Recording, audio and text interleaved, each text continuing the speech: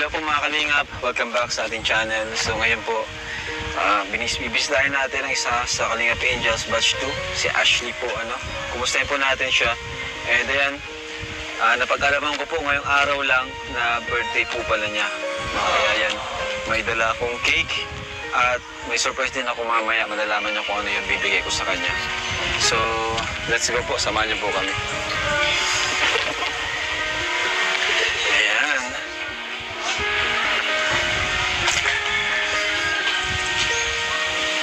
Okay, dito si Ashley. Dito ba si Ashley? Tao po! Ay, Ashley, hello! Happy birthday! And kasama ko si Joby. Halika, Joby!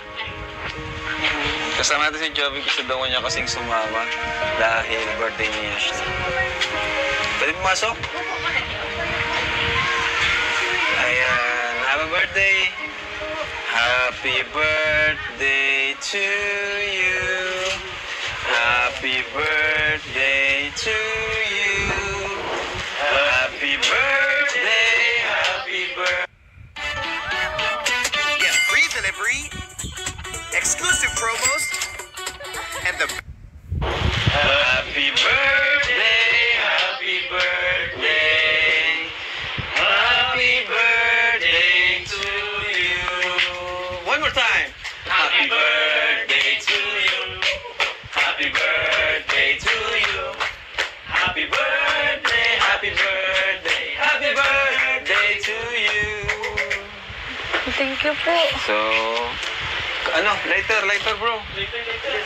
Siyempre, di kompleto ang birthday pag walang blowing the candle. Wala kang pasok? Walang pasok siya, no? Hindi po. Wala pa kami pasok. Half day lang kasi siya, kaya sabi niya, nalaman niyang pupunta ako, di ba nung sa GC binati kita at pupunta ako sa inyo. Eh, bro, nag-chat siya sa akin, gusto niya sumama. Wala ka talagang pasok? Wala mo po. So, yan po. Happy birthday, Ashley.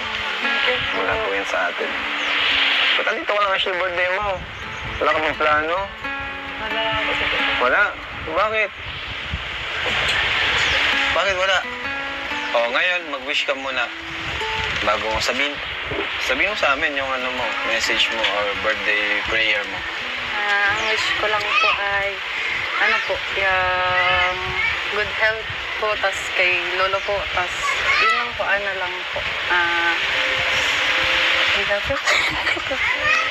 Sige lang. Okay lang.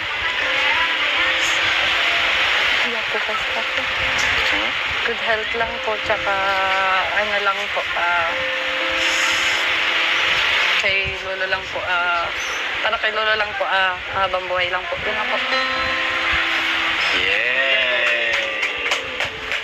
So, ayan, dyan yung muna bro. Doon sa table. Kumustahin natin si Ashley. Ito ko muna, Ashley. Ito ko dito. Ayan. So, kumusta ka naman, Ashley? Birthday mo ngayon. Parang dito ka lang. Wala. Okay na. Wala ka bang plano? Lumabas? Ay, po, sana po ako padahit po sana kanina po. Akit po ako kala Ate Grace, kasi po ay busy po. Kanina? Ate Grace. Okay, Grace. Opo. Ayan. Ay, kasi may gawa daw po. Kumusta naman si lolo mo pala? Yun nga po, lagi pong, nahihilo po at nasakit ang ulo. Lagi din po umiiyak. Umiyak? Bakit? Bakit daw umiyak? Yun nga po kayo. Sa pagkawa ng lolo mo. Tulap. Di pa rin niya matanggap. Hindi pa rin po matanggap po ng saya. Ano si lolo mo ngayon? Naan po. Ikaw, kumusta ka naman? Balita ko, parang kakaroon ka ng struggle sa sa personal life mo.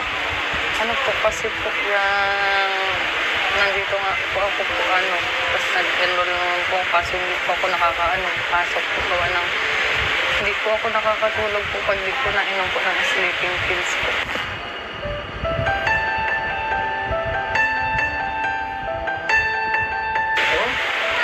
Lagi po 7 AM po ang tulog ko po. Tapos gano'n lang po mga 2 hours lang po. Ang dami ko na nga po iniinom dyan. Kaya minsan po di rin natalab. Depression na ata yan. Ano kaya, JJ? Bakit kaya ganun? Di ba? problem. Insomnia. Insomnia. Insomnia, depression. Hindi ka naman, Yung problem.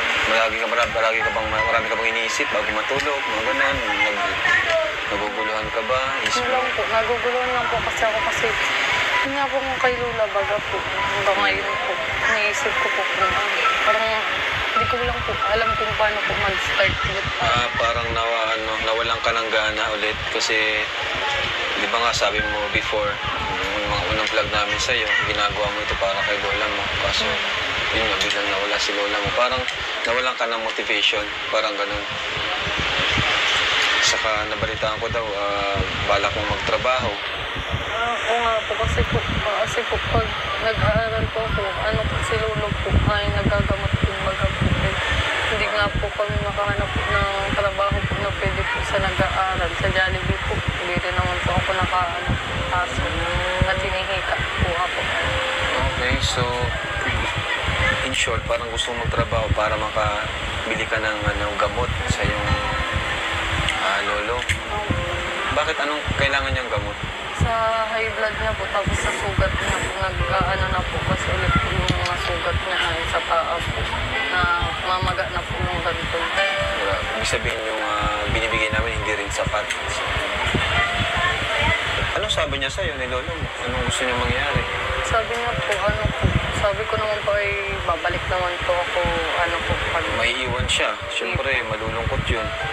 Na nga po, sabi ko nga po yun sa kanya, at hindi po yan nagpapabihis pag hindi po ako magbibihis sa kanya. At sabi niya po ay para daw po akong si Lola pag nagbibihis sa kanya. Sobrang talaga, affected talaga si lolo mo. So, ikaw, anong trabaho naman yung papasukin mo kung mga pa-Manila ka? Sa kantin po, magtitindera po. Ako. Pero sa diet, okay sana sa diet. Okay man. Sa diet sana. Kung may makita tayong pwedeng trabaho mo at the same time. Kasi meron kasi pagsabay ng pag-aaral sa trabaho, no? Dapat talaga ay may makatulong kay Ashley na habang nag-aaral siya, may makakatulong sa pambili ng gamot. Tayo naman, provide lang po talaga natin sa pag-aaral. Sa gamot naman po ng lolo niya ay mukhang mahirapan po tayo pag walang tulong talaga ng sponsor. Ako po, may tutulong kay Ashley sa pag-aaral po niya, allowance, tuition. Pero yun nga po, may iba pa siyang kailangan kailangan provide para sa kanyang lolo.